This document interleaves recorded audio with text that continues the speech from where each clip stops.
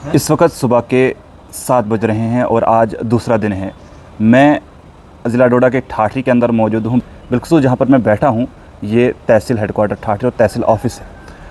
हमने आपको कल दिखाया था पहले दिन में किस तरह से यहाँ पर भूख हड़ताल शुरू हुई थी और मेरे पीछे आप ये बैनर देख सकते हैं। जीडीसी ठाठरी का जो इशू ठाठरी के अंदर चल रहा है उसके बारे में मैंने आपको बताया था।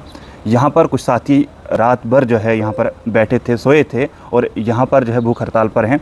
मेरे पीछे आप देख सकते हैं ये मनोज भाई हैं और इनके साथ साथ राजकुमार भाई हैं, ये भूख हड़ताल पर हैं। इनके साथ राजा शकील भी रात भर यहीं थे और मेरे पीछे जो बैनर है इस पर बखूबी लिखा हुआ है जीडीसी ठाठरी का जो इशू यहाँ पर है उसकी वजह से हंगर स्ट्राइक चल रही है। और आज हम ज़रा इनसे पूछेंगे कि रात कैसी गुजरी और क्या कुछ इन्होंने अभी तक सोचा है आगे के लिए। फ़िलहाल यहाँ पर हमारे साथ मनोज भाई हैं। जी मनोज भाई, ज़रा आप बताएं आपकी क्या कुछ कहेंगे।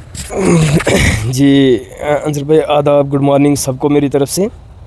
मैं इतना ही कहूँगा कि बड़ा अफसोस हुआ कि जिनके लिए हम यहाँ बैठे हैं वो अभी तक कहीं दिखे नहीं। मैं कल से चिल्ला रहा हूँ, चीख रहा हूँ कि मेरा यूथ जो है ठाठरी का वो आज की डेट में, मैं कल तो बोला था कि हमारा फर्स्ट डे है, लेकिन आज की डेट में वो यहाँ पे जुड़ने चाहिए।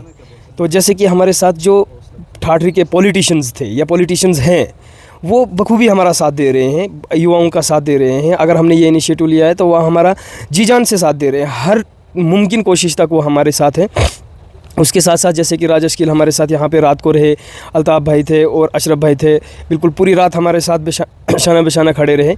तो अब मैं सिर्फ सुबह ये कहूँगा कि मेरा यूथ, जितना भी ठाठरी का यूथ है, जिनको ये लग रहा है ना कि ये यहाँ पे सिर्फ ऐसे ही बैठे हैं, तो ये आने वाले वक्त में इस चीज़ का एहसास होगा कि आज तक कोई भी चीज़ संघर्ष के बिना नहीं मिली है।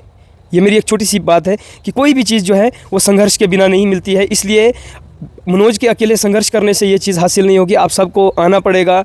और मैं कहता हूँ कि मैं आपका भरपूर साथ निभाने के लिए तैयार हूँ। आप सिर्फ आएँ, ठाठरी हेडक्वार्टर में आएँ तो इस संघर्ष को एक बड़ी शक्ल दें, एक बड़ा एहतजाज की शक्ल दें।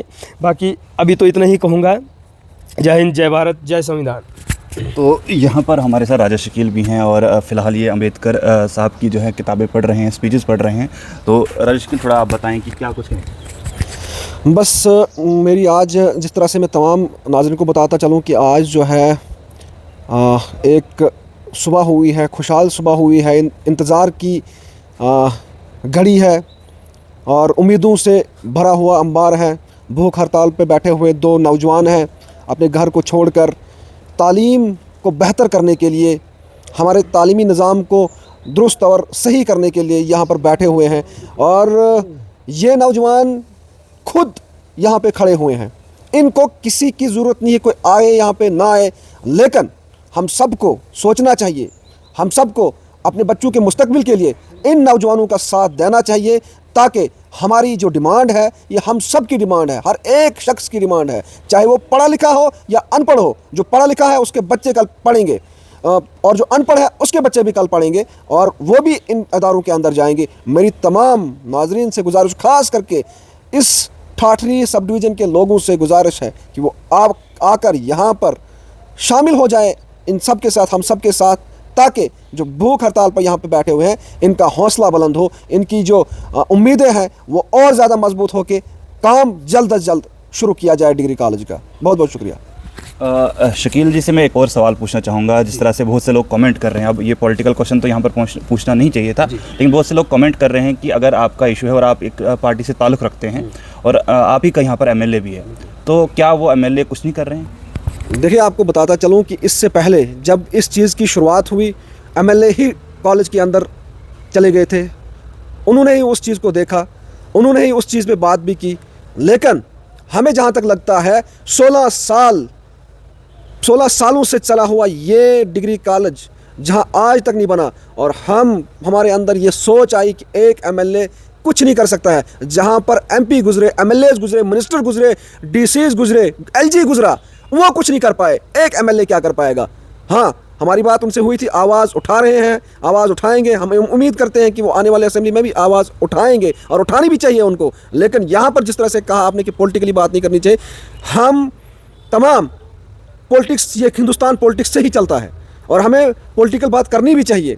और हमारी गुजारिश है उनसे कि इस डिग्री कॉलेज के साथ साथ अब यहाँ पर नए इदारों की भी बात वो करे जाकर असेंबली में, ताकि यहाँ का जो सिस्टम हो वो बेहतर हो जाए और यहाँ के नौजवानों को जो मुश्किलात का सामना करना पड़ रहा है वो सामना ना करना पड़े। और यहाँ पर हम जो बैठे हुए हैं इस वक्त, हम किसी भी पॉलिटिकल पार्टी का कोई भी यहाँ पर नाम नहीं है, यहाँ पर हम सिर्फ एक इंसान की हैसियत से बैठे हुए हैं, डेवलपमेंट की हैसियत से बैठे हुए हैं। हमारी डिमांड डिग्री कॉलेज की तामीर जल्द से जल्द शुरू की जाए।